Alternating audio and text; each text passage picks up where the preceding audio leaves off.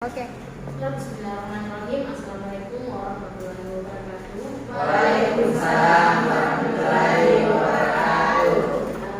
Alhamdulillah ya, tidak terasa kita sudah memasuki pertemuan ketiga, ya, di mana materi dari pertemuan ketiga kita ini akan membahas mengenai pengertian, hak, tujuan dari pemerintah daerah itu. Namun tujuan dari pembelajaran kita pada hari ini itu tuntutannya dari bahasan pada pertemuan kita ini, pertama, mahasiswa mampu memahami teori terkait dengan pemerintahan daerah. Apa itu pemerintahan daerah? Dan yang kedua, apa itu tujuan? Apa itu tujuan pemerintahan daerah? Apa itu hak dan kewajiban dari pemerintahan daerah. Jadi manfaatnya nanti insya Allah di kemudian hari Anda sudah memahami apa itu pemerintahan. Pemerintahan itu berasal dari kata apa, kan seperti itu ya. Jadi mohon perhatiannya, karena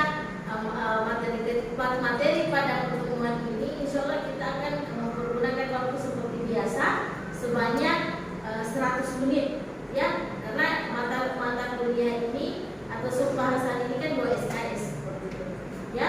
Jadi untuk itu Ibu mau kembali mengulang materi pada pertemuan lalu. Ibu mau bertanya mengenai hukum. Hukum itu terbagi menjadi berapa? Hukum itu terbagi menjadi 2. Yang pertama hukum tertulis dan yang kedua itu hukum tidak tertulis. Ya, terima kasih, betul. Dan hukum tertulis itu yang seperti apa saja itu hukum tertulis? Ya, silakan. Hukum tertulis itu yaitu undang-undang, kedua jurisprudensi, yang ketiga traktat. Nah, terima kasih. Kalau hukum tidak tertulis, ya. Hukum tidak tertulis itu seperti hukum adat, undang-undang kebiasaan. Ya, betul sekali. Jadi itu kita berbicara mengenai hukum, ya, dan saya terima kasih. Jadi kalau misalkan hukum itu ya terbagi menjadi 2, hukum tertulis maupun hukum tidak tertulis. Itu yang berlaku di negara kita. Karena banyak daerah-daerah itu yang memang ada kebiasaan mereka lah yang dijadikan sebagai aturan yang mengikat untuk daerahnya itu, kan seperti itu ya. Jadi ada hukum adat atau kebiasaan. Jadi kalau misalkan kita berbicara mengenai unsur-unsur hukum itu ada berapa? Ada 4. Adanya kumpulan peraturan, adanya perintah, adanya larangan, sanksi bagi yang melanggar. Itu baru kita membahas mengenai hukum. Tapi kalau kita berbicara mengenai pemerintahan, jadi pemerintahan itu berasal dari kata perintah. Makna dari perintah itu ada seruan, menyuruh. Jadi di sini pemerintah dan masyarakat itu saling berinteraksi, suruh menyuruh dalam hal ini, karena di satu sisi pemerintah masih ingatkah Anda unsur-unsur negara? Unsur-unsur negara ada wilayah, penduduk, ya, apalagi? Kalau misalkan bisa di dalam sebuah negara, apakah bisa disebut sebagai negara tanpa adanya masyarakat atau penduduknya? Tapi kalau kita ibaratkan tidak ada pemimpin-pemimpinnya, apakah bisa disebut sebagai? Iya, seperti itu tidak akan bisa. Jadi itulah unsur saling terkait, tidak bisa bilang satu ya, tidak bisa dihilangkan satu. Diibaratkan sebuah pesawat. Ya, diibaratkan sebuah pesawat. Nah, kodanya ada. Kalau misalkan pesawat itulah wilayahnya, wilayah ya. Bagian yang penumpangnya itulah penduduknya. Jadi koda menjalankan pesawat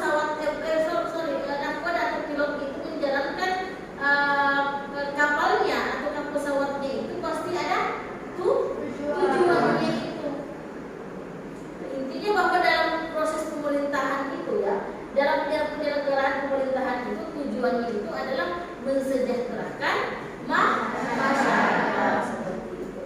Selanjutnya ini kata pemerintah dalam arti luas dan sempit tadi ya.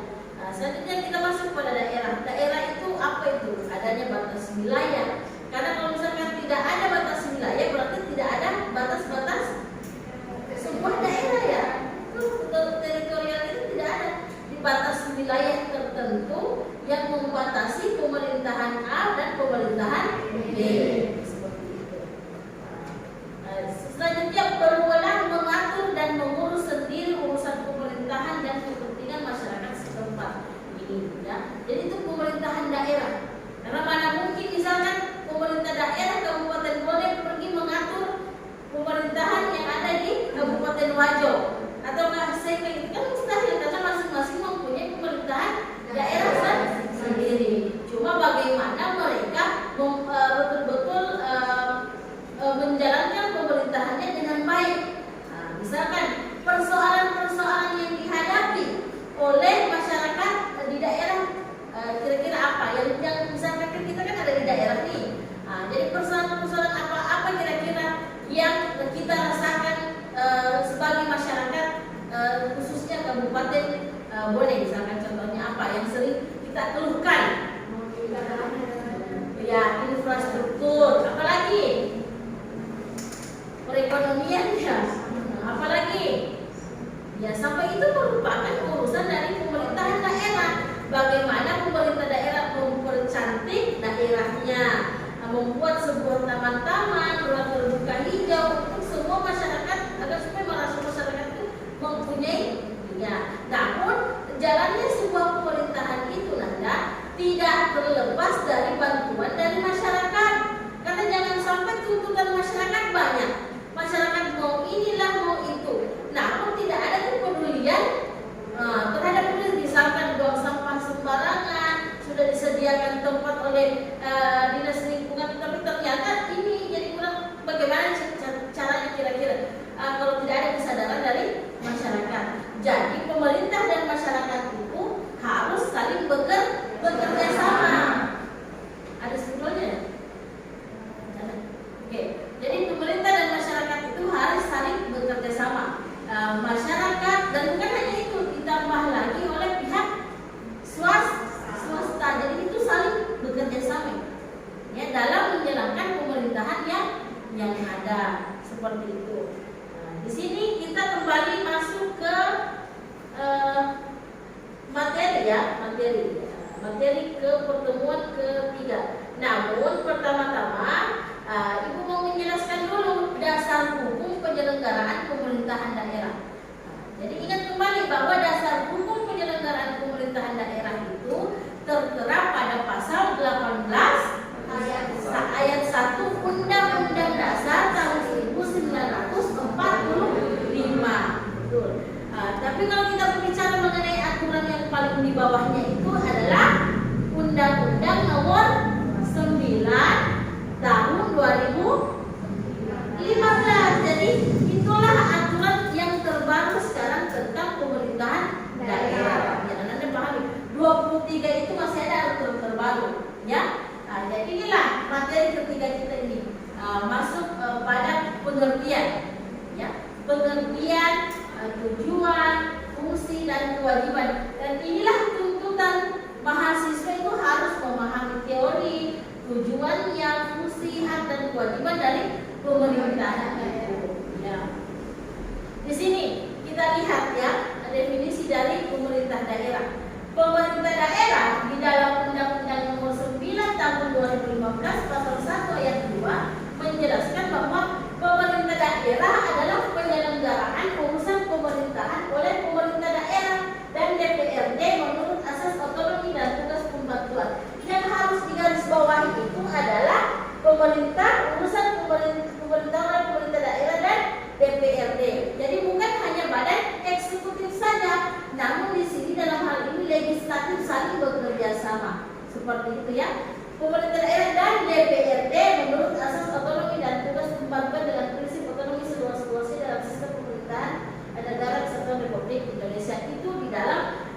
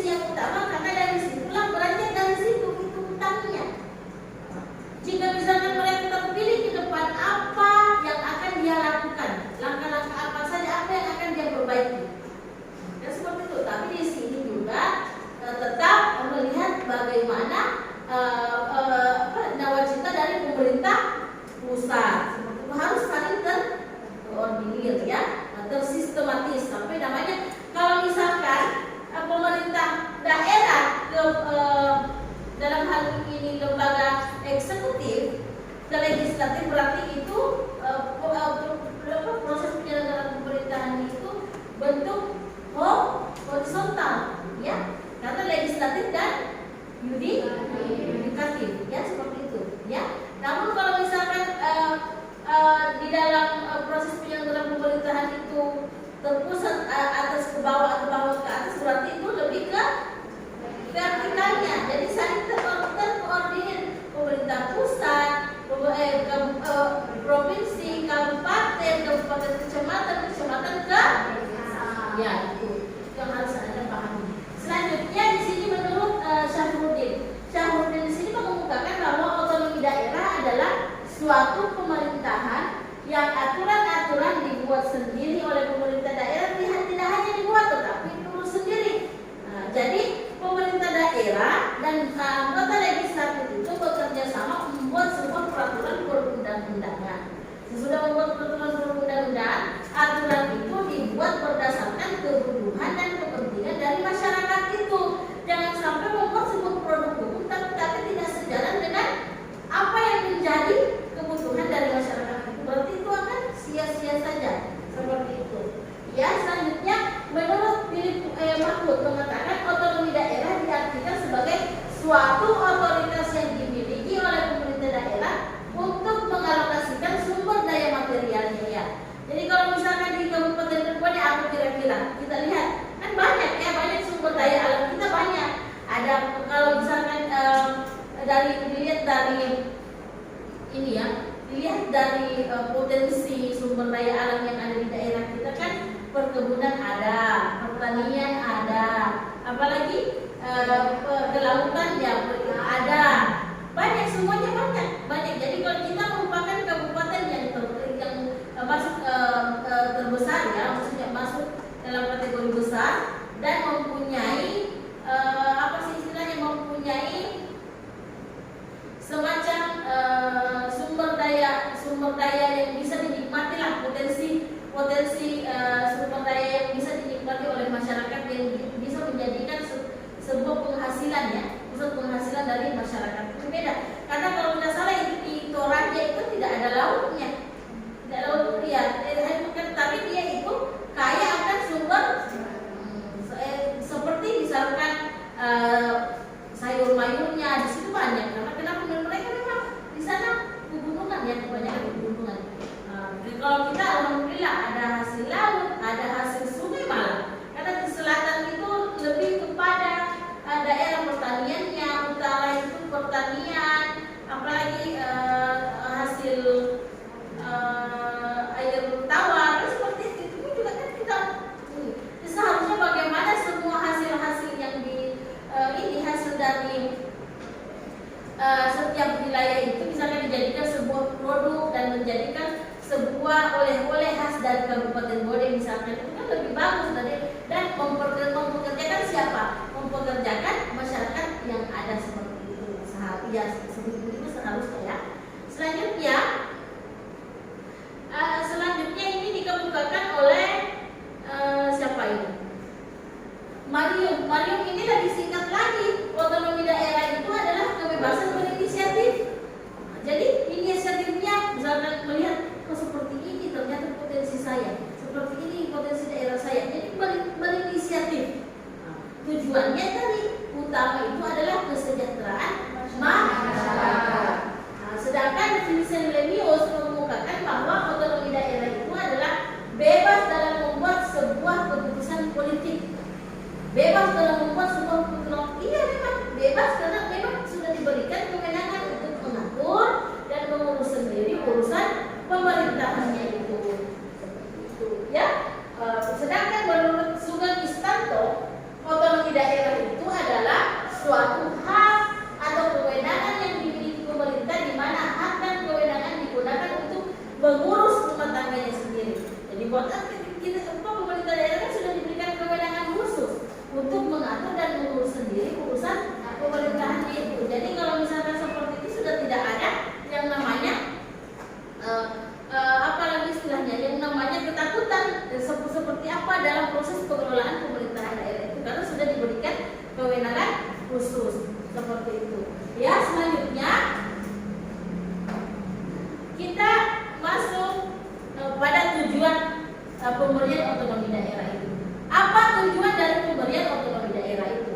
Di situ ada 6 ya. Pertama, distribusi regional yang merata dan adil. Betul, karena dengan pemberian otonomi daerah itu sudah tidak ada yang namanya daerah tertinggal. Karena kenapa? Coba bayangkan, sekarang itu kan sudah ada diberikannya setiap desa dana bantuan untuk pembangunan desanya. Jadi sudah tidak ada lagi yang namanya daerah yang tertinggal, jadi semuanya merata. Namun ada disebut sebagai daerah istimewa, ada disebut sebagai daerah diberikan otonomi khusus, ada istilah-istilah, dan itu pun juga ada sejarahnya. Kenapa bisa diberikan istilah seperti itu? Ya, seperti itu. Selanjutnya, peningkatan terhadap pelayanan masyarakat yang semakin baik. Betul, karena sudah tidak ada lagi yang namanya harus menunggu perintah dari pemerintah pusat, tidak seperti itu karena sudah diberikan kewenangan khusus. Ya, jadi pelayanan semakin baik seharusnya. Jadi paradigmanya itu aparatur pemerintah itu merupakan pelayan, masyarakat itu merupakan raja yang bukan apa istilahnya ya, masyarakat yang harus dilayani. Jangan malah terbalik, masyarakat pelayan, pemerintah ya penguasa atau lain, tidak bisa seperti itu. Karena yang tidak akan bisa ada yang namanya pemerintah tanpa adanya masyarakat yang dilayani. Karena itu sebenarnya. Ya, selanjutnya adanya sebuah keadilan secara nasional betul. Karena coba kita lihat dalam pemberian contohnya ya, dalam pemberian yang namanya dana desa, itu dilihat dari luas wilayah, jumlah penduduk, kondisi yang ada di wilayah itu. Jadi ada pada awal tahun 2014-2013 itu kan beda-beda, ada yang hampir 1M, ada yang 1M, seperti itu. Ya, jadi kalau ada pertanyaan bisa langsung ajukan tangan ya. Nanti kalau misalkan ada pertanyaan yang bisa langsung ditanyakan. Yang keempat, adanya pengembangan dalam kehidupan demokratis ya, betul. Adanya pengembangan karena semuanya itu serba berubah. Otonomi daerah, dengan adanya otonomi daerah semuanya itu berubah semua. 5, menjaga hubungan yang harmonis antara pusat, daerah dan antar daerah terhadap integritas Republik Indonesia. Karena tidak ada dan karena kalau misalkan masih berlandaskan asas sentralisasi, berarti semua keputusan diambil oleh pemerintah pusat. Bagaimana aku kira-kira yang harus diterima oleh pemerintah daerah harus menunggu keputusan dari pemerintah pusat. Jadi karena dengan otonomi daerah semuanya mudah ya. Karena mendorong pemberdayaan masyarakat, menumbuhkan prakarsa dan kreativitas, meningkatkan peran serta masyarakat dan mengembangkan peran dan fungsi DPRD. Jadi harus satu konsider ya. Selanjutnya, hak dalam menjalankan otonomi daerah. Bagaimana, ada pertanyaan? Ada Lala, ada pertanyaan? Oke, selanjutnya hak dalam menjalankan otonomi daerah. Pertama, mengatur dan mengurus sendiri urusan pemerintahannya. Ini memang cita-cita yang mengatur dan mengurus sendiri urusan pemerintahan. Bayangkan kalau semuanya itu diatur oleh ini ya, pemerintah pusat. Seperti itu. Selanjutnya yang kedua, memilih pemimpin daerah ya. Karena kalau misalkan di dalam proses pemilihan kita yang memilih sendiri, yang terbaik menurut kita siapa, yang mampu menjalankan pemerintahan dengan baik menurut versi kita siapa. Ya. Selanjutnya mengelola aparatur daerah dan selanjutnya mengelola kekayaan daerah. Ini kita yang seperti dikatakan oleh Mari mengatakan berinisiatif mengelola dan atau diberikan kewenangan untuk berinisiatif ya. Jadi ini bagaimana mengelola kekayaan daerah dengan baik dan benar. Jangan jadi seorang pemerintahan itu dalam hal itu penyelenggara pemerintahan daerah itu jangan ini, harus memang betul-betul setara. Bagaimana betul-betul memberikan kesejahteraan kepada masyarakat dengan tetap menggunakan prinsip-prinsip akuntabilitas, efektivitas, partisipasi. Jadi masyarakat seharusnya dalam proses penyelenggaraan idealnya yang baik itu mengikut sertakan masyarakat. Karena tanpa adanya ikut serta masyarakat itu tidak akan bisa berjalan. Jangan sampai banyak misalnya hak-hak masyarakat itu tidak diprioritaskan. Padahal seharusnya itu prioritas utama adalah hak-haknya masyarakat seperti itu. Ya, 5 memungut pajak daerah dan retribusi daerah. Memungut pajak daerah dan retribusi daerah. Jadi apa bedakan itu pajak daerah? Pajak daerah itu apa saja kira-kira pajak daerah? Pajak daerah. Beda itu kan pajak daerah dan retribusi daerah. Kalau pajak daerah itu adalah seperti pajak bumi dan itu yang seperti karcis yang warna kuning ke warna apa yang sering ngebayar orang tua kayak gitu kalau ini seperti itu. Tapi kalau misalkan retribusi daerah seperti kayak parkir seperti itu contohnya. Jadi bedakan itu ya. Selanjutnya bagaimana mendapatkan bagi hasil dari pengelolaan sumber daya alam serta sumber daya daerah. Apa yang menjadi sumber pendapatan dari daerah. Jadi keuangan daerah itu bersumber dari pendapatan asli daerah. Pendapatan asli daerah itu pertama pendapatan dari pendapatan asli daerah itu pertama dari pajak, retribusi, badan usaha milik daerah, ya dan lain sebagainya. 7 mendapatkan sumber-sumber pendapatan lain yang sah. Ada itu masuk dalam keuangan daerah yang sah yang sumber dari mana? Kan banyak ya. Selanjutnya mendapatkan hak lainnya yang diatur dalam peraturan perundang-undangan.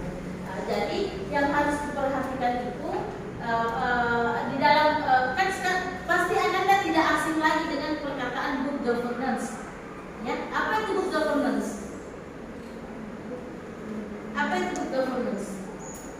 Pemerintahan pemerintahan yang baik. Jangan takut, pemerintahan yang baik. Ukurannya pemerintahan yang baik itu pertama melakukan dalam proses penyelenggaraan pemerintahan daerah itu berada pada prinsip-prinsip akuntabilitas, partisipatif, apalagi transparansi, profesionalitas. Karena kalau misalkan tidak profesional, ya tidak profesional. Kalau misalkan mengenai tidak profesional, seseorang itu ditempatkan di tempat yang bukan merupakan background dari keilmuan itu, berarti itu tidak profesional. Bedakan ini tidak, bedakan profesionalitas, bedakan proporsionalitas seperti itu. Ya, ibu berikan pertanyaan ini ya, berikan kesempatan kepada Anda yang ingin bertanya. Silahkan. Ajukan tangan satu orang saja. Kalau ada yang mengatakan apa saja itu asas-asas penyelenggaraan pemerintahan dan apa menurut kita. Ya, silakan. Sebut ada yang ingin ditanyakan. Oke. Ya, silakan. Baik, sebelumnya terima kasih atas kesempatan yang diberikan. Mungkin singkat saya pertanyaan saya dulu, ada yang menjadi pertanyaan saya itu bagaimanakah peran pemerintah daerah dalam pelaksanaan otonomi daerah? Ya, berbicara mengenai peran pemerintah daerah sangat berperan penting ya, karena pemerintah daerah Nanda yang mempunyai peran andil betul-betul beliaulah yang diberikan kewenangan untuk mengatur dan mengurus sendiri urusan pemerintahan. Jadi kalau misalkan tidak mengetahui persoalan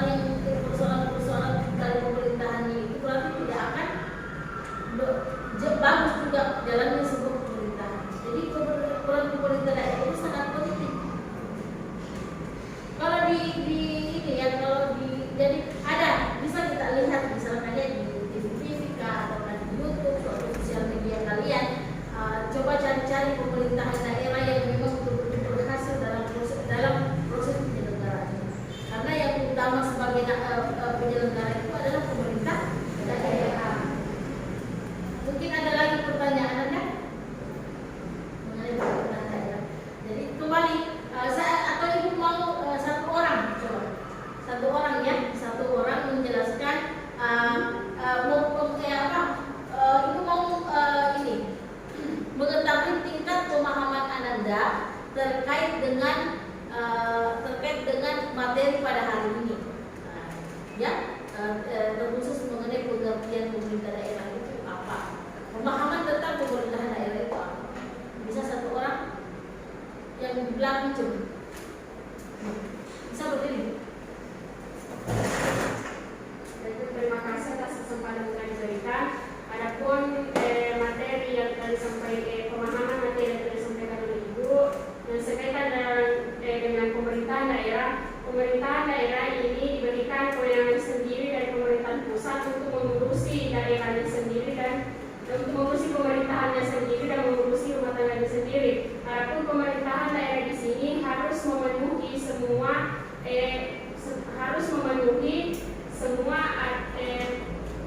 kebutuhan masyarakat setempatnya, yang dimana harus memenuhi kebutuhan sumber daya alamnya, ekonominya yang merata dan adil,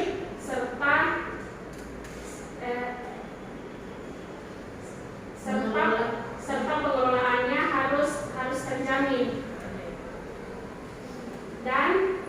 Dan adapun pemerintahan daerah ini di mana menjalankan otonomi daerahnya juga harus memiliki aparatur yang adil dalam menjalankan pemerintahannya terhadap masyarakatnya, karena yang kita lihat di sini pemerintahan ini terkadang dalam menjalankan pemerintahannya tidak adil dan merata, karena kita bisa lihat sendiri bantuannya. Kita lihat sendiri contohnya itu bantuan sosialnya, yang dimana terkadang pemerintahan ini bantuan sosialnya tidak hanya kepada masyarakat yang membutuhkan, tetapi masyarakat yang menerimanya itu masyarakat yang memiliki kemampuan yang batas atau selebihnya. Dan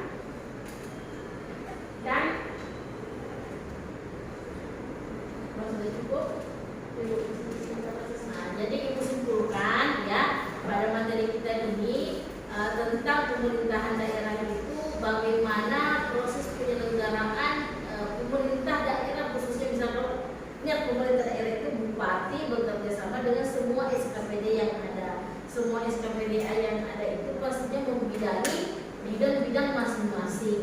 Dari bidang masing-masing itu pasti tujuannya mensejahterakan masyarakat. Jadi itulah, dan insya Allah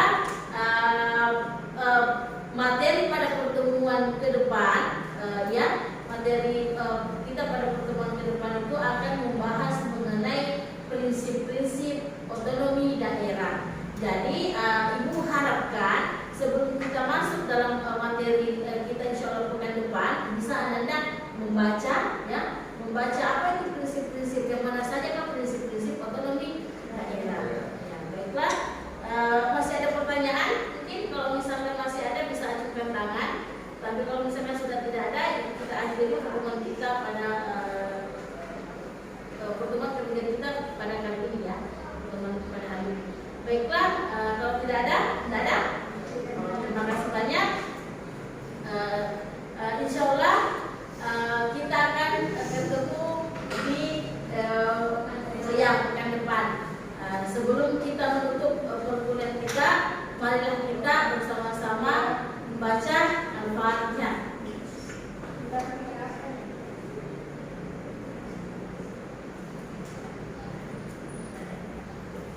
Terima kasih banyak ya.